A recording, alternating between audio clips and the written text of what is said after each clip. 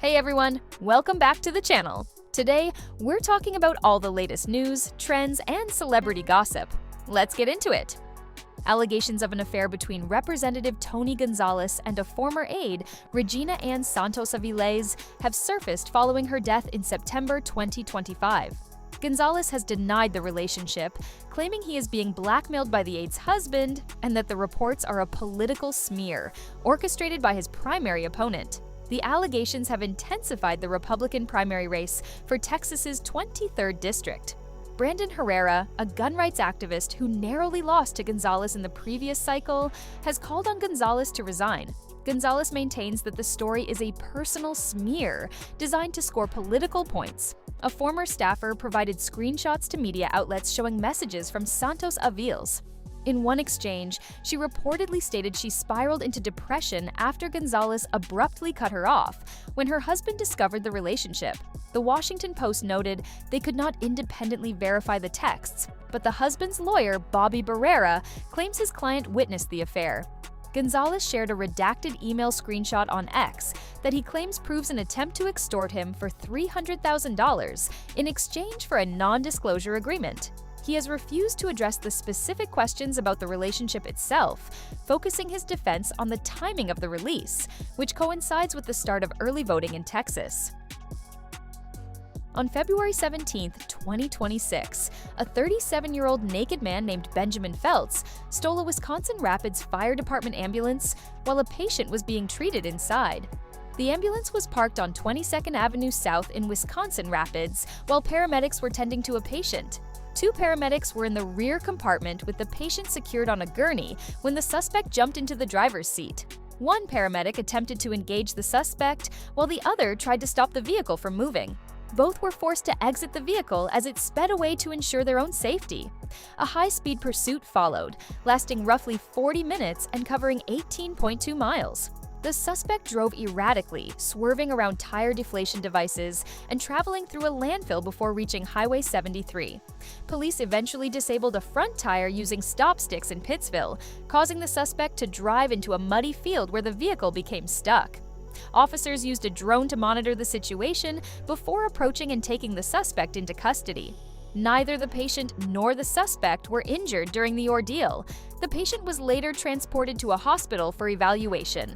Feltz is facing 10 charges, including 4 felonies.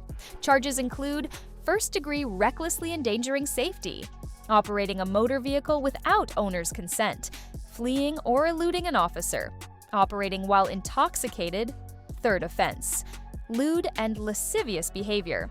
A judge has ordered a competency hearing for Feltz, who is currently being held on a $100,000 cash bond.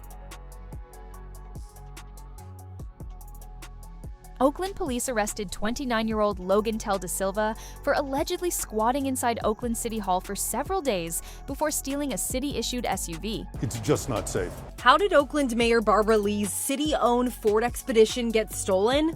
A spokesperson for the Oakland Police Union tells us it's a troubling but telling tale. When the mayor's office is broken into, her car is stolen and dumped in Vallejo, everybody is at risk.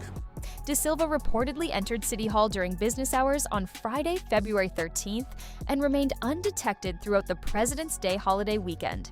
He is believed to have camped out on the 11th floor, in a secured area requiring keycard access. On Monday, February 16th, the suspect allegedly broke into Mayor Barbara Lee's third-floor office, rifled through her desk, and stole the keys to her official vehicle. He then drove a city-owned Ford Expedition out of the secured parking garage. The stolen SUV was found in Vallejo on Tuesday. Da Silva was taken into custody on Thursday after being spotted in Vallejo and was later transported back to Oakland. The city has among the highest rates of auto thefts in the country, per FBI data, and just 490 working cops in the city of 440,000, well short of a suggested 877 officers. According to authorities, Logan Da Silva is an out-of-work school teacher who fell on hard times. Well, he's about to be doing hard time on even harder jail bunks because he was charged with a laundry list of charges including burglary and auto theft. President Trump ordered federal agencies, including the Department of Defense, to identify and release records on unidentified flying objects, UFOs, UAPs, and extraterrestrial life. The directive aims to address tremendous public interest in these matters. The order covers a broad range of information regarding UAPs and potential alien life. While no specific release date is set, the review process is expected to take significant time. President Trump stated he does not personally know if aliens are real. Cuban authorities reported that on Wednesday, February 25, 2026, they killed 4 people and wounded 6 others on a Florida-registered speedboat during a shootout in Cuban territorial waters. The incident occurred approximately 1 nautical mile off Cayo Falcones, north of Villa Clara province. A speedboat with Florida registration, which had reportedly been stolen from a marina in the Florida Keys, was also part of the evidence seized by the Cuban authorities. Cuba's Interior Ministry claimed the boat was carrying 10 Cuban nationals living in the U.S. who were attempting an armed infiltration for terrorist purposes. According to Cuban officials, the speedboat crew opened fire first when approached by a Cuban Coast Guard vessel, wounding a Cuban commander. Authorities reported seizing assault rifles, handguns, homemade explosives, ballistic vests, and night vision equipment. 4 individuals were killed, one identified as Michelle Ortega Casanova. 6 individuals were also detained or wounded on the boat, including Amijail Sanchez Gonzalez and Leordan Enrique Cruz Gomez, who were reportedly wanted in Cuba for previous alleged terrorist planning. The anonymous artist collective known as the Secret Handshake stirred up controversy when they placed a satirical statue near the U.S. Capitol. The sculpture depicting President Donald Trump and the late Jeffrey Epstein in an embrace titled King of the World meant to mimic Jack and Rose from the movie Titanic. A plaque that reads, "The tragic love story between Jack and Rose was built on luxurious travel, raucous parties, and secret nude sketches."